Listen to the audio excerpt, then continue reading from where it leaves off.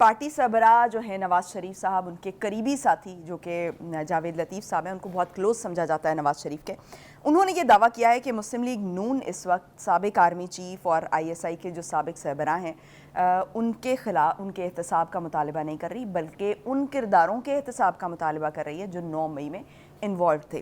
بخاری صاحب، سب سے پہلے تو ہم دیکھ رہے ہیں کہ بیانیوں پہ بیانیے تبدیل ہوتے نظر آ رہے ہیں، ہر دن ایک نیا بیانیہ آ رہا ہے، ایک دن بیانیہ آتا ہے، دوسرے دن اس کی نگیشن آ جاتی ہے۔ تو سب سے پہلے تو مجھے یہ بتائیں کہ کیا جو مسلم لیگ نون ہے اس وقت کنفیوز ہے، کیا ان میں کوئی کنفیوژن پائی جاتی ہے؟ دوسرا میرا سوال یہ ہے، ساتھ ہی میں رکھ دوں، اگر جو جاوید لطیف صاحب نے کہا ہے کہ اگر 2017 کے کرداروں کا احتساب کرنے سے ٹکراؤ اور کھینچا تانی کی کیفیت پیدا ہوتی ہے تو ہم اور ادارہ ایسا نہیں کرنا چاہتا، تو اسے سائڈ پہ کر دیں، ان کرداروں کا احتساب کریں جو 9 مئی میں ملوث تھے۔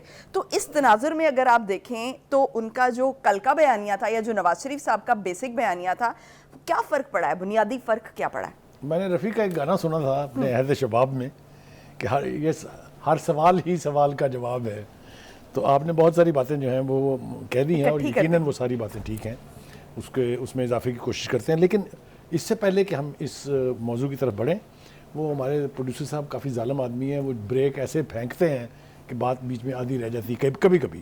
تو ایک بات رہ گئی تھی جو میرے خیال سے اس وقت دہرانی چاہیے، وہ یہ کہ ہندوستانی میڈیا جس طرح کا فالس فلیگ آپریشن کر رہا ہے، جس طرح کی ہفنگ آپ دیکھ رہے ہیں، باقاعدہ ہف کر رہے ہیں، وہ جھاگ نکل رہی ہے ان کے منہ سے، اور وہ ایسے بندے بتاتے ہیں جو کارٹون ہے اپنی جگہ پہ۔ ایک جنرل بخشی صاحب ہیں، یہ لمبی مونچھیں رکھی ہوئی ہیں، جی ہاں، جس طرح کے لوگ ہمارے یہاں ہوٹلوں کے باہر نہیں بیٹھے ہوتے تاکہ کوئی گڑبڑ نہ کرے، یا وہ کلبوں کے باہر جو باؤنسر کھڑے ہوتے ہیں، تو وہ بھی اسی طرح ہف کرتے ہیں، اور پھر جب ان کے پاس آرگومنٹ نہیں رہتا یا ان کو الٹ کے کوئی جواب دے دے تو پھر وہ بھاگ بھی جاتے ہیں۔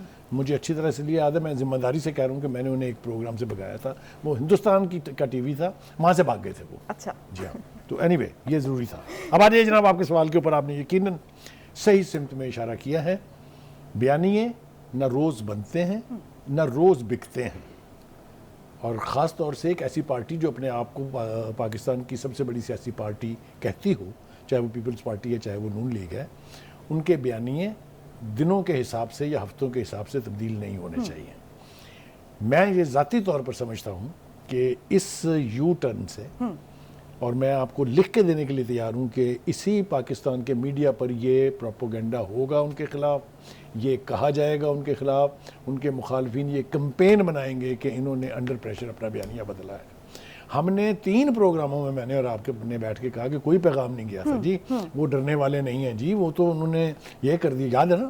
بالکل، ہم یہی سٹینس لیتے رہے۔ جو جاوید لطیف صاحب ہیں، he is considered to be mouth piece of Nawaz Sharif, family سے ریلیٹڈ ہے کلثوم نواز کی طرف سے، اور ویسے بھی ان کے بااعتماد ساتھیوں میں سے ایک ہیں، لہٰذا یہ بیان انہوں نے اپنی مرضی سے اپنی طرف سے نہیں دیا ہے جب تک انہیں ہدایت نہ ہو پارٹی کی، اور اگر یہ کیا ہے تو میں آپ کو یقین دلاتا ہوں کہ آنے والے الیکشن میں اس کا نقصان ان کو ضرور ہوگا، چاہے ایک رتی ہو، لیکن یہ نہیں ہو سکتا کہ اس چینج آف بیانیے سے، اس یو ٹرن سے ان کو کچھ سیاسی فائدہ ہو۔ تو میرا سوال یہ ہے کہ کیا یہ یو ٹرن ہے؟ دیکھیے، یو ٹرن کیا ہے، ہم اس کے اوپر بحث بھی کر رہے تھے پروگرام میں آنے سے پہلے بھی، میں ذرا اس کی وضاحت تھوڑی سی ناظرین کے لیے کر دیتے ہیں۔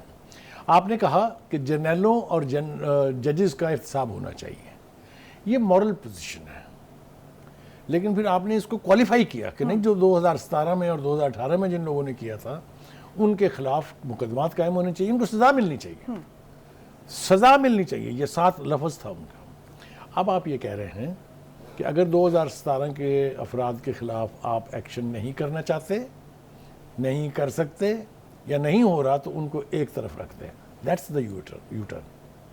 اور کیا کریں، 9 مئی کو جنہوں نے کچھ کیا ہے ان کے خلاف آپ ایکشن لیں۔ اب جو دوسری انٹرپریٹیشن ہے، جو میں نے کہا نا کہ 2 پہلو ہیں اس کے، ایک یہ ہے، دوسرا یہ ہے کہ بھائی اب بھی تو وہ مطالبہ کر رہے ہیں نا کہ بندیالی ٹولہ جو ہے اس کے خلاف ایکشن لیں۔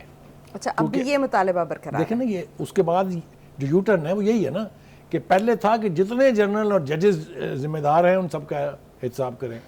اب اس میں 2 نہیں ہیں، مثال کے طور پہ جنرل باجوہ کا نام ہے اس میں؟ نہیں ہے نا، جنرل فیض حمید کا بھی نہیں ہے۔ اب یہ نیا ٹولہ ہے، تو اس کا احتساب کرنے کا ایک انٹرپریٹیشن یہ ہے کہ سر مطلب اس کا بھی وہی ہے، کیونکہ اس میں بھی چیف جسٹس صاحب بھی ہیں، اس میں وہ مہاتما صاحب جو ہیں وہ بھی ہیں جو اس وقت جیل میں ہیں، اور اس میں اور ججز بھی ہیں نام لیے انہوں نے, آصف سعید کھوسا کا نام لیا ہے انہوں نے. تو یہ ایک طرح سے ہاتھ انہی سب کو پڑے گا, یہ ایک انٹرپریٹیشن ہے. میں نے آپ کو اپنا پوائنٹ آف ویو بتا دیا ہے, دوسرا پوائنٹ آف ویو بھی ہم نے سامنے رکھ دیا ناظرین کے, کہ یہ کہا جا رہا ہے کہ یہ صورتحال. اب دیکھیے گزارش یہ ہے کہ میں یہ نہیں کہتا کہ یہ آخری بیانیہ بن گیا تھا اور یہ یو ٹرن ہو گئی ہے اور اب تباہی ہو گئی ہے. بیانیے الیکشن سے پہلے بنتے اور تبدیل ہوتے اور نئے سرے سے تشکیل پاتے رہتے ہیں. ٹھیک ہے, میں انہی کی مثال دیتا ہوں. ویئر از دیٹ ووٹ کو عزت دو, ویئر از دیٹ مجھے کیوں نکالا. تو یہ سب تبدیل ہوئے نا. تو آپ یہ کہہ لیں ریفارم ہوتے رہتے ہیں, امپرووائز ہوتے رہتے ہیں, لیکن کچھ عرصہ سسٹین تو کرتے ہیں. ہاں نہیں, بیانیہ وہی ہوتا ہے جو سسٹین کرے, یہ یاد رکھیں. Don't take me wrong, right, بیانیہ وہ ہے جو کنسسٹنٹلی پرسو کیا جائے. ٹھیک ہے. ایک بات تو یہ ہوگی.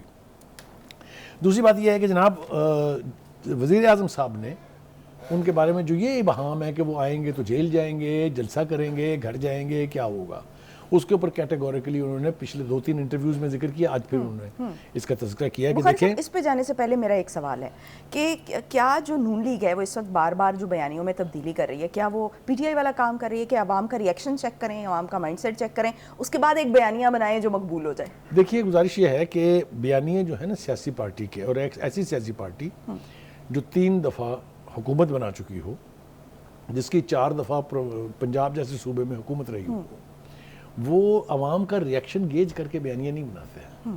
یہ نئی پارٹی کہہ سکتی ہے کہ ہم لوگوں کے پاس جائیں گے, جی لوگ ہمیں بتائیں گے کہ کیا ان کے ایشوز ہیں تو ہم اس کے اوپر بنیاد کر کے یہ ایکسپیرینس پارٹی ہے. نواز شریف صاحب ایکسپیرینس لوگ ہیں, ان کے ساتھ جو کلیگز ہیں وہ بھی 2-3 دفعہ حکومتوں کا حصہ رہے ہیں. ان سے یہ توقع رکھنا کہ وہ عوام سے پوچھ کے بتائیں گے, یہ میرا نہیں خیال کہ ٹھیک ہے. اگر آپ کو یاد ہو, میں وزیر اعظم پہ بعد میں آتا ہوں, غلام دستگیر نے بھی یہی کہا ہے.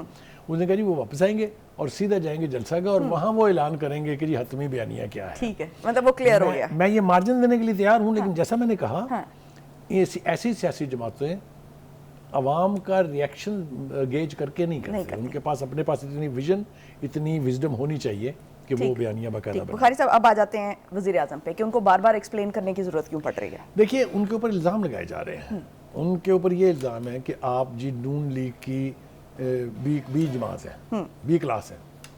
کہا جا رہا ہے نا ان کو کہ جناب یہ تو کنٹینیوٹی ہے اسی پی ڈی ایم کی گورنمنٹ کی, اور پی ڈی ایم بھی اب لوگ نہیں کہتے, نون لیگ کی حکومت کی ایکسٹینشن ہے. وہ ایکسٹینشن کیوں کہہ رہے ہیں؟ کیونکہ آپ نے ان کے 2 کی لوگ جو ہیں ان کو منسٹر بنا دیا ہے, احد چیمہ اینڈ فواد حسن فواد. تو اس کی یہ وضاحتیں ہیں. اب وضاحت نمبر 1 یہ ہے کہ جب وہ واپس آئیں گے تو قانون اپنا راستہ لے گا اور قانونی طریقے سے ہم ان کو ڈیل کریں گے. قانونی طریقہ تو بالکل واضح ہے کہ وہ ایک مقدمے میں سزا یافتہ ہیں, یہاں سے علاج کا بہانہ کر کے 4 سال سے واپس نہیں آئے ہیں, اشتہاری ڈکلیئر ہو چکے ہوئے ہیں. تو قانون کیسے ایڈجسٹ کرے گا اس کو, وہ میرے خیال سے دیکھنا پڑے گا the moment he lands and what happens afterwards.